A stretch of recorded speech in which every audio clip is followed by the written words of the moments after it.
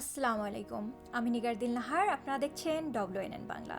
আজকের বিশেষ আয়োজনে আমরা কথা বলবো বাংলাদেশ ও পাকিস্তানের মধ্যে গড়ে ওঠা নতুন এক কূটনৈতিক উদ্যোগ নিয়ে, যা ইতিমধ্যেই আলোচনার কেন্দ্রবিন্দুতে।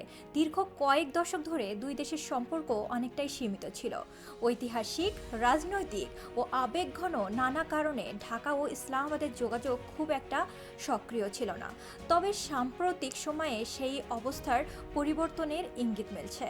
সম্প্রতি জানা গিয়েছে পাকিস্তান সরকার বাংলাদেশি উচ্চপদস্থ সরকারি কর্মকর্তাদের জন্য একটি বিশেষ প্রশিক্ষণ কর্মসূচির আয়োজন করেছে।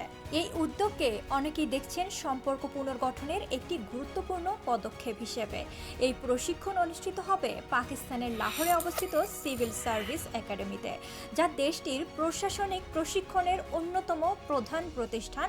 এখানে মূলত উচ্চ পর্যায়ের কর্মকর্তাদের দক্ষতা উন্নয়ন, নীতি নির্ধারণ এবং প্রশাসনিক নেতৃত্ব গড়ে তোলার উপর জোর দেওয়া হয়। প্রথম ধাপে এই প্রশিক্ষণে অংশ নেবেন 12 জন বাংলাদেশি কর্মকর্তা। তারা সবাই অতিরিক্ত সচিব ও যুগ্ম সচিব পর্যায়ের, অর্থাৎ দেশের নীতি নির্ধারণী প্রক্রিয়ার গুরুত্বপূর্ণ অংশ। সবচেয়ে উল্লেখযোগ্য বিষয় হলো এই প্রশিক্ষণের পুরো খরচ বহন করছে পাকিস্তান সরকার।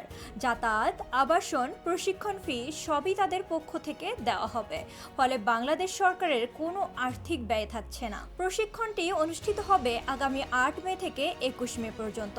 এ সময়ের মধ্যে অংশগ্রহণকারীরা প্রশাসনিক কাঠামো, নীতি প্রণয়ন, সুশাসন, নেতৃত্ব উন্নয়ন এবং অর্থনৈতিক ব্যবস্থাপনা নিয়ে বিভিন্ন সেশন ও কর্মশালায় অংশ নেবেন।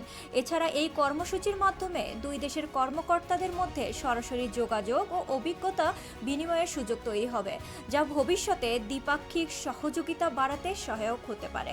পাকিস্তান সরকার জানিয়েছে তারা শুধু এই 12 জন নয়, মোট 100 জন বাংলাদেশি সিভিল সার্ভেন্টকে ধাপে ধাপে প্রশিক্ষণ দিতে আগ্রহী।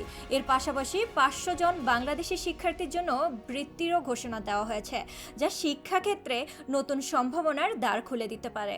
বিশ্লেষকরা বলছেন এটি কেবল একটি প্রশিক্ষণ কর্মসূচি নয়, বরং একটি কৌশলগত কূটনৈতিক উদ্যোগ। এর মাধ্যমে দুই দেশ আবারও পারস্পরিক আস্থা ও সহযোগিতার ভিত্তি গড়ে তুলতে পারে। এদিকে দক্ষিণ এশিয়ার আঞ্চলিক রাজনীতিতেও এই ধরনের সহযোগিতা গুরুত্বপূর্ণ ভূমিকা রাখতে পারে। প্রশাসনিক দক্ষতা উন্নয়ন, নীতি সমন্বয় এবং পারস্পরিক বোঝাপড়া এসবই একটি স্থিতিশীল ও উন্নয়নমুখী অঞ্চলের জন্য প্রয়োজন। সব মিলিয়ে বলা যায় বাংলাদেশ ও পাকিস্তানের মধ্যে এই প্রশিক্ষণ উদ্যোগ একটি নতুন সম্ভাবনার দ্বার খুলে দিয়েছে। এটি ভবিষ্যতে আরও বড় ধরনের সহযোগিতার পথ তৈরি করতে পারে, যদি দুই দেশ তার সঠিকভাবে কাজে লাগাতে পারে। সময়ই বলে দিবে এই উদ্যোগ কতটা সফল হবে এবং তা কতদূর পর্যন্ত গড়াবে। তবে আপাতত এটি একটি ইতিবাচক সূচনা বলেই মনে করছেন অনেকে।